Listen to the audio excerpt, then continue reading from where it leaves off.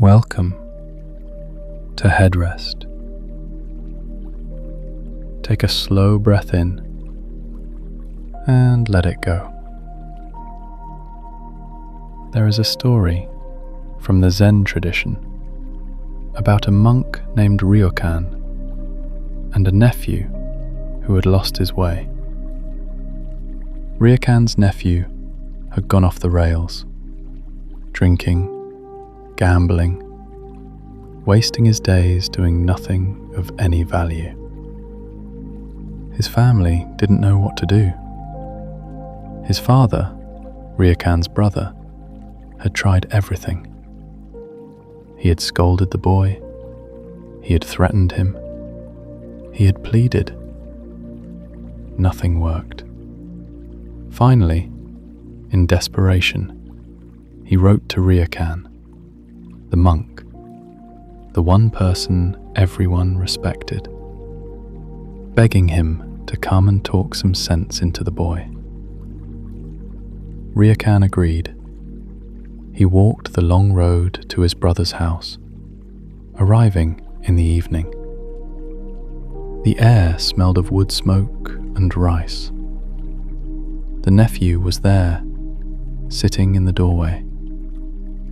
He looked up when Ryokan arrived, and something tightened in his face. Perhaps he was expecting a lecture, perhaps bracing himself for one more person telling him what was wrong with his life. But Ryokan said nothing about any of it. Not that evening, not the entire night. Instead, they sat together on the tatami floor. Ryokan picked up a brush and wrote poems. The nephew watched, then tried a few lines himself. They shared tea. They talked about the rain, about the plum blossoms, about small, ordinary things. The evening passed, warm and unhurried, as if nothing at all was wrong. The next morning, Ryokan sat on the wooden step by the front door, preparing to leave. He asked his nephew to come and help tie his straw sandals.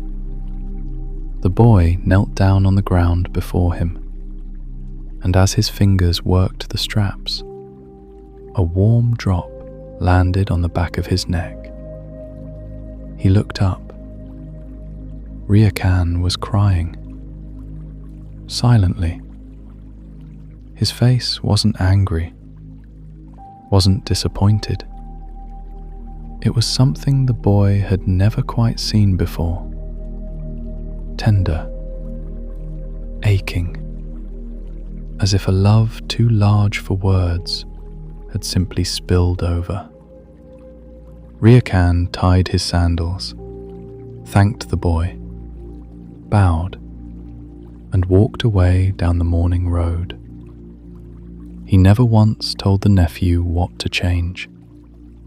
He never once raised his voice, or pointed a finger, or said anything that resembled a correction. And the nephew changed his ways completely after that day. Sometimes, what a person needs is not a lesson, not a correction, not a careful list of what they're doing wrong. Sometimes what they need is proof that someone aches for them. We try so hard to fix people with words.